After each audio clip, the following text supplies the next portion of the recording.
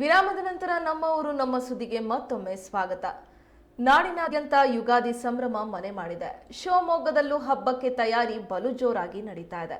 ಹೌದು, ಬೆಲೆ ಏರಿಕೆಯ ನಡುವೆಯೂ ಹಬ್ಬದ ಭರಾಟೆ ಜೋರಾಗಿದೆ. ಪೂಜೆ ಸಾಮಗ್ರಿ ಖರೀದಿಗೆ ಜನರು ಮುಗಿಬಿದ್ದಿದ್ದಾರೆ.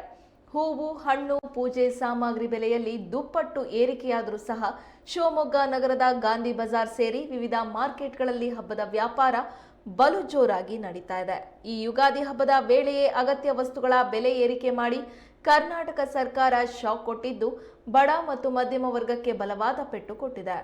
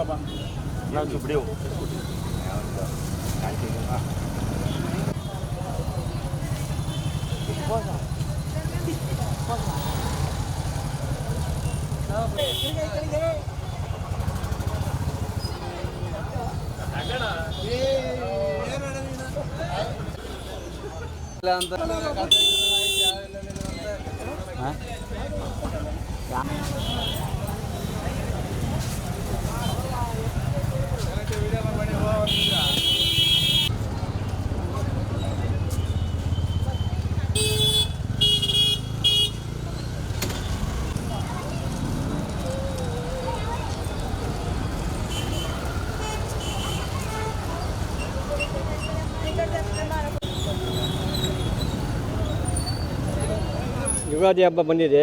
ಪ್ರತಿ ವರ್ಷ ಹಬ್ಬ ಮಾಡೋಗೆ ನಾವು ಮಾಡ್ತಾಯಿದ್ವಿ. ಅಂಥದ್ದೇನು ದುಬಾರಿ ಕಾಣಿಸ್ತಾ ಇಲ್ಲ. ಈಗ ಬಿಸಿಲು ಜಾಸ್ತಿ ಆಗಿದೆ.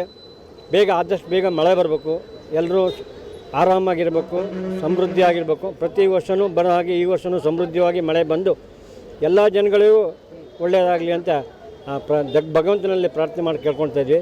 ಬೇವಿನ ಸೊಪ್ಪು, ಮಾವಿನ ಸೊಪ್ಪು ಪ್ರತಿಯೊಂದು ತೊಗೊಳ್ತಾ ಇದ್ವಿ. ಅಂಥದ್ದೇನು ದುಬಾರಿ ಕಾಣಿಸ್ತಾ ಇಲ್ಲ. ಆದಷ್ಟು ಮಾಮೂಲಿ 20 ರೂಪಾಯಿ 10 ರೂಪಾಯಿ ಮಾಮೂಲಿ ಕೊಡ್ತಾ ಇದ್ದಾರೆ. ಅದೇನು ಕಾಣಿಸ್ತಾ ಇಲ್ಲ. ಈಗ ಒಳ್ಳೆ ರೀತಿಯಲ್ಲಿ ಹಬ್ಬ ಆಗಲಿ. ವ್ಯಾಪಾರ ಇನ್ನು ಇದ್ರ ಮೇಲೆ ಶುರು ಸರ್. ಈಗ ಭಾಳ ಡಿಮ್ಯಾಂಡ್ ಇದೆ ಹೂವು. ಇದ್ರ ಮೇಲೆ ಶುರು ರೇಟ್ ಎಲ್ಲ ಶಾವಂತಿಗೆ ಜಾಸ್ತಿ ಇದೆ ಸರ್. ಶಾವಂತಿಗೆ 320 ರೂಪಾಯಿ ಕಿಲೋ ಇದೆ. ಮಲ್ಲಿಗೆ 200 ರೂಪಾಯಿ ಮಾರಿದೆ. 4,000 ರೂಪಾಯಿ ಕುಚ್ಚು ಮಲ್ಲಿಗೆ ಹೂವು. ಅದ್ರ ಕಡೆ ಭಾಳ ರೇಟ್ ಇದೆ. ಬಿಡಿ ಹೂವೆಲ್ಲ 80 ರೂಪಾಯಿ 100 ರೂಪಾಯಿ ಕಾಲು ಕಿಲೋ. ಕಟ್ಟಿದ್ದು 150 ರೂಪಾಯಿ 120 ರೂಪಾಯಿ ಮಾರಿದೆ. ಹಬ್ಬಕ್ಕೆ ಅಂತ ರೈಟ್ ಆಗಿರೋದು ಸರ್. ಸ್ಪೆಷಲಾಗಿ ಹಬ್ಬಕ್ಕೆ ಅಂತಂದರೆ ರೈಟ್ ಆಗಿದೆ. ಇದ್ರ ಮೇಲೆ ವ್ಯಾಪಾರ ಚೆನ್ನಾಗುತ್ತೆ ಸರ್. ಪರವಾಗಿಲ್ಲ ಸರ್, ಹೋದ ಸಲಕ್ಕಿಂತ ಈ ಸಲ ವ್ಯಾಪಾರ ಪರವಾಗಿಲ್ಲ, ಚೆನ್ನಾಗ್ತದೆ. ಅಯ್ಯೋ ಭಾಳ ಬೇಸಿಗೆ ಸರ್, ಬಿಸಿಲು ಏನೂ ಮಾಡೋಕ್ಕಾಗಲ್ಲ. ಹೂ ಬೇರೆ ಬತ್ತು ಹೋಗುತ್ತೆ. ಅದ್ರ ಕಡೆಯಿಂದ ವ್ಯಾಪಾರ ಚೆನ್ನಾಗಿದೆ, ಚೆನ್ನಾಗುತ್ತೆ.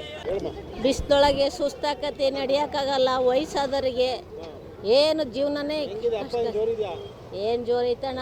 ದುಡ್ಡು ಕಾಸು ಇದ್ರೆ ತಾನೇ ಜೋರಿರೋದು. ಏನೇ ಆಗಲಿ ಅಷ್ಟೇ ಅಪ್ಪ. ನಿನ್ನೇನು ಎಲ್ಲ ರೇಟು, ಹೂವಿಂದ ತರಕಾರಿಯಿಂದ ಎಲ್ಲ ಪ್ರತಿಯೊಂದು ರೇಟೆ.